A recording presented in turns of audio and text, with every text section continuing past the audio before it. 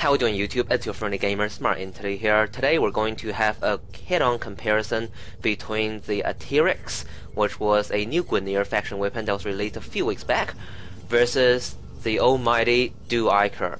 Now, when this weapon was first released, I was like, okay, another whip. Personally, I'm not a fan of whips, so I figured it's probably a master rank purpose-only weapon. But when I had a good look at the stats, wow, I was impressed.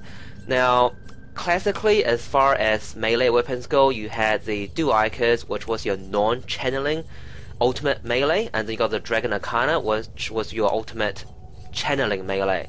Obviously, with the new Syndol Prime release, we have another channeling melee that's top tier. And now there's a Atterax. Well, Atterax actually came before the Syndol Prime, but we do have the Atterax, which is another competitor for the top tier non-channeling melee. So I have the exact same build here between the Atterax and the Dual Ichor, so we'll just have a quick look. So for those that do not know, basically for any kind of max build, either a Berserker crit build or a channeling build, all you need is the stuns with a correct polarity and one bar polarity. Now, if you get something like the Dual Ichors, which have a ice polarity, you need either to replace the ice polarity, or you need two polarities in addition to that. So either a bar and a V, or two Vs, or basically something to counteract the ice polarity. Okay, so let's have a quick look at the build. Now, as far as non-channeling build, the only other viable build in the game currently is a crit Berserker build. The reason I say that is because all the melee weapons that do not benefit too much from crit and is not viable for a channeling build, basically you do a max damage, so max elemental build, and all those weapons are generally inferior to either a crit Berserker build with the Dual Ichors or the Atterax, or a channeling build with the Dragon Arcana and the Syndol Prime. Alright, so quick look at the build. So no surprise here, we got Fury, Pressure Point, and Spoil Strike. These mods basically give you that base damage DPS, and we'll put in Fever Strike and Focus Energy for that corrosive combo, and of course True Steel for that crit chance, Berserker for that crit speed, and Organ Shatter for that crit damage. Now, I do admit, if you want to do a full damage, you can obviously, take away this Focus Energy and put in a 90% mod, something like Molten Impact. Issue with that, of course, is you lose that corrosive combo, which is what you need for high level tower, and also this does give you additional energy channeling efficiency if you choose to do so. The build is not focused around channeling, but obviously having the ability to do channeling and having the energy efficiency to do it on demand does give that additional help.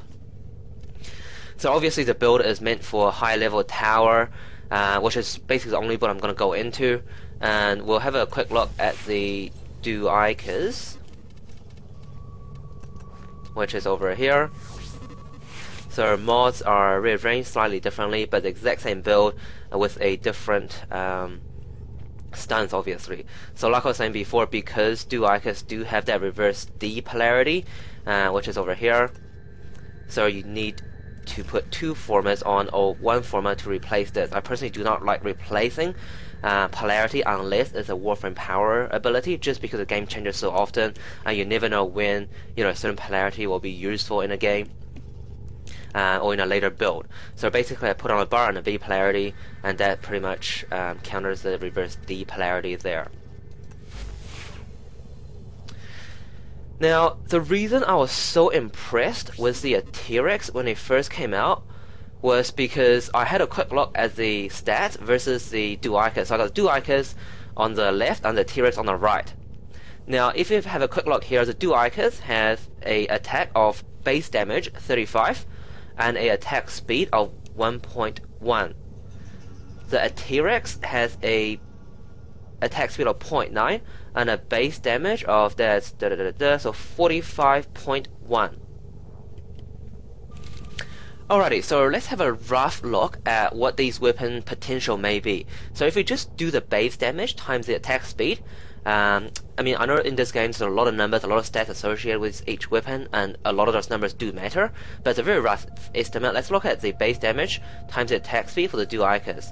For the Dual Ichors, we got 38.5, and for the Atterax, so it's 45.1 times 0.9. We got 40.59. So even from the beginning, the Atterax have a slight advantage.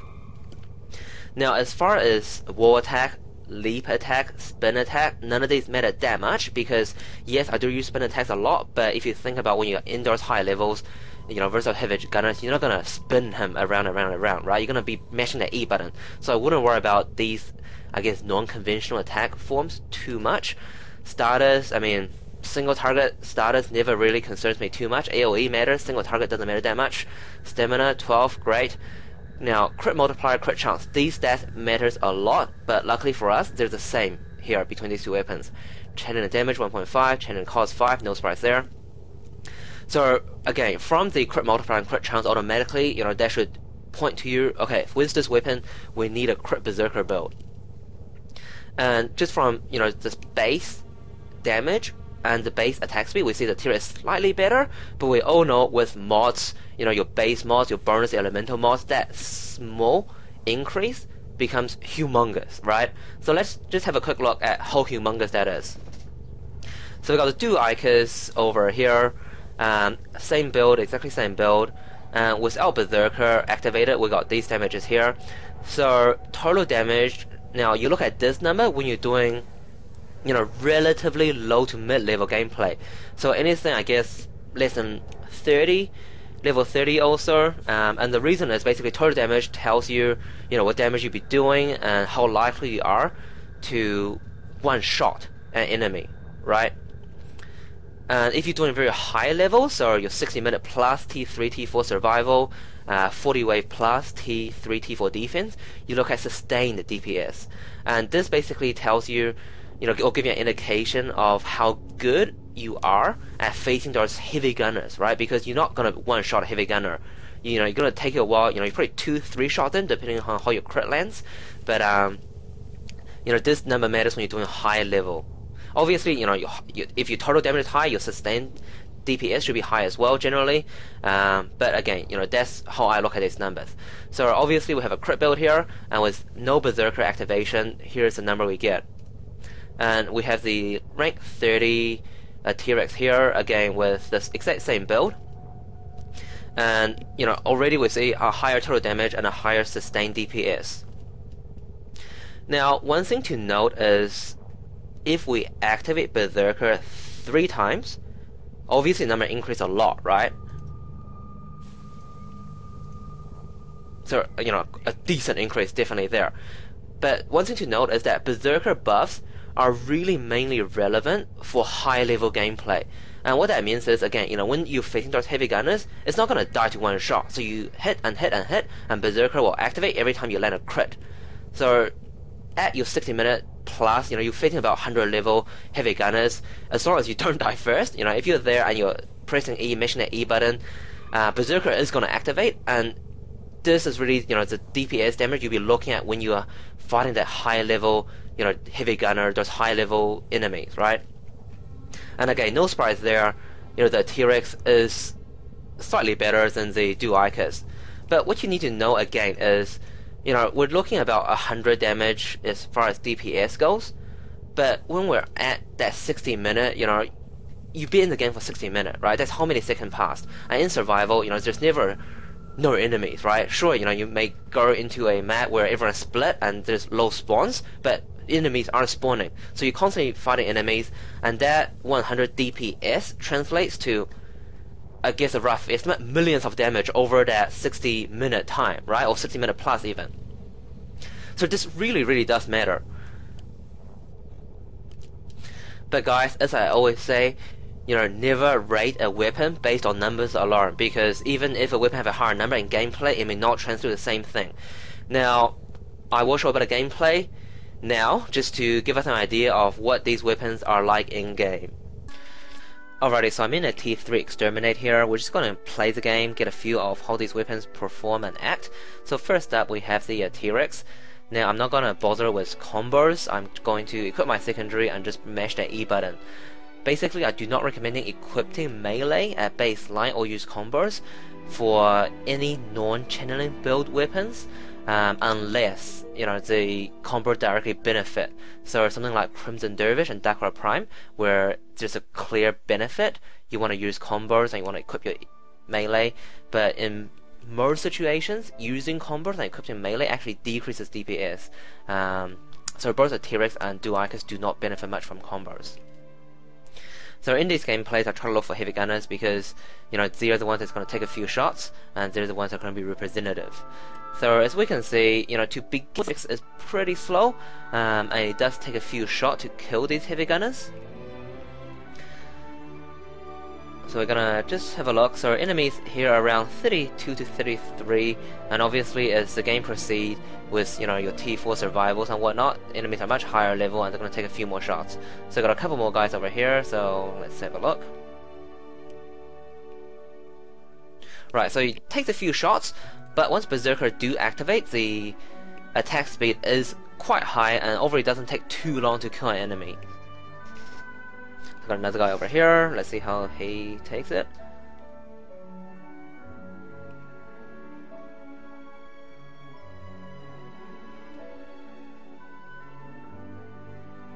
So overall, not bad. Now, with any weapon, melee weapon at least, you know, half, or at least what I consider to be half the benefit of the melee weapon would be its traveling utility. I definitely, you know, rate a melee weapon based on traveling utility. So we're just gonna get Berserker fully activated now and have a look. So with Berserker fully activated, the Atterax, pretty good traveling utility, right? I don't think anyone can deny that. It's definitely pretty decent. And now we'll just wait until Berserker expires and we'll have another look at the traveling utility.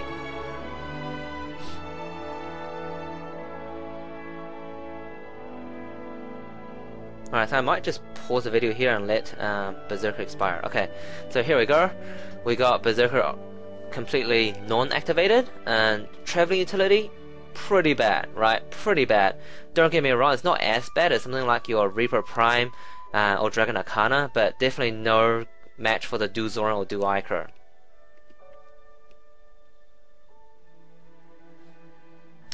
Alright, so next we will jump into a bit of a Dual Ichor's gameplay.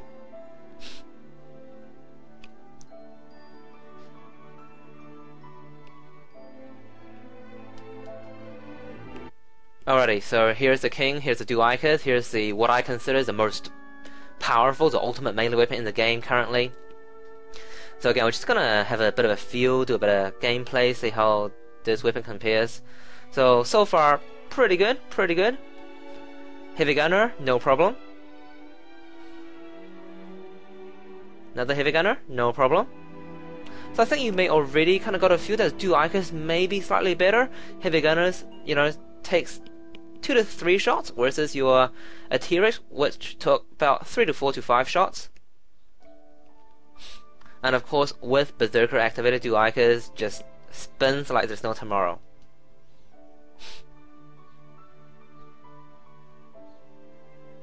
So try to find some more heavy gunners, see how this weapon performs.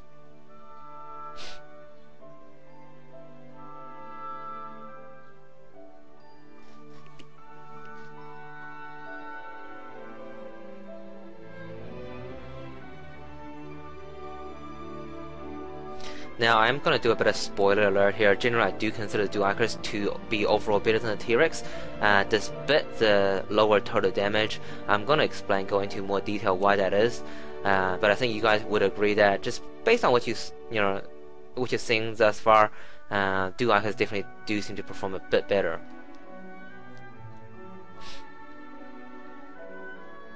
And of course, you know, as per usual, we'll need to do a bit of traveling utility test.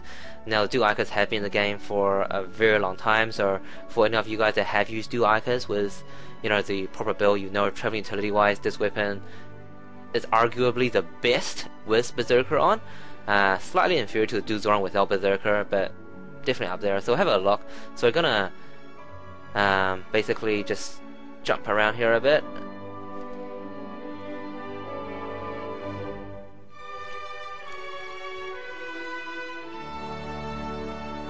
So I'm just waiting for Berserker to run out, and then we'll have a look at how far it goes. I'm just testing if Berserker is still activated, so yeah, Berserker is gone. So, traveling utility, not the greatest without Berserker, but still definitely viable, right? Definitely useful, and I'm sure you agree it's definitely slightly better than the Atterax.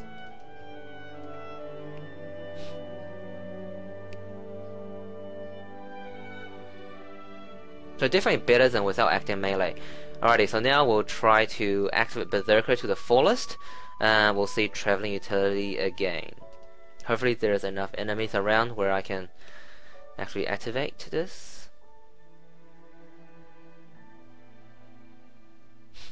The problem with a strong Sentinel is it pretty much kills everything for you.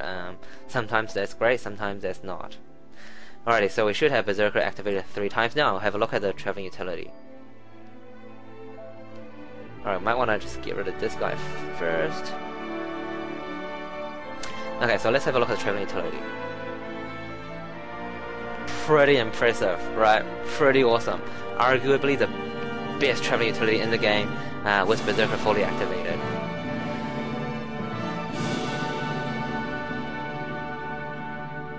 So I think without question, the Dual Ichor definitely wins the Traveling Utility versus the Atterax.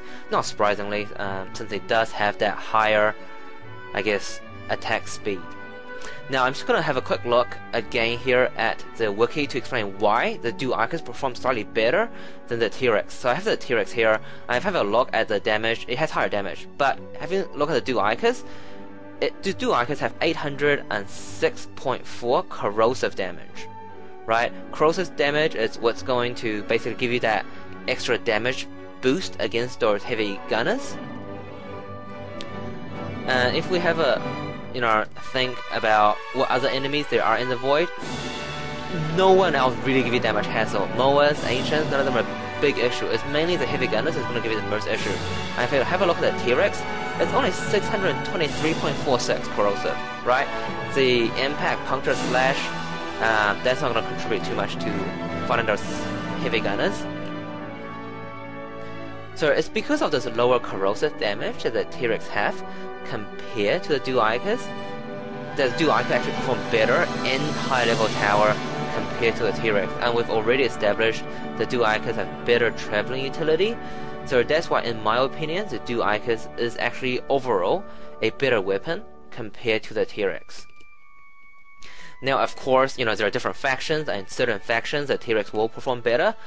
But let's have a look at this, right? When do we really fight high-level enemies? For me, it's almost exclusively in tower, just because there's really no major reward in Guinea Corpus Infested high level. Whereas in tower, obviously in survival, you get accumulated rewards. You get those prime parts, and if you're doing T4, you get 5 rare 5 cores as a possible reward. Those are always helpful. And basically the other thing I just want to quickly mention is, with tower, if you do have 4 people with corrosive projection, which you always should have, then you don't want to use corrosive, right? Because there's no armor. You want to use viral and radiation. But this is basically more for when you are not in an organized team. This is for when you are either doing a solo or with a couple guys. Even with 3 guys with corrosive, you should corrosive projection, I should say. You should still have a corrosive build. Alrighty, so in conclusion, because the only time we're dealing with high level is usually in tower, and if it's low level, Guinea Corpus Infested, you're gonna one-shot them anyway with this kind of max build. So because the only time we're facing high level is in tower, and we want to look at corrosive specifically, the Dual Ichor is better in terms of damage as well as DPS, and that's why I personally still consider Dual Ichor to be the overall better weapon as far as non-channeling melee goes in the game. Alright guys, that's about it. Please like, comment and subscribe, and I'll see you guys in the next video. Cheers.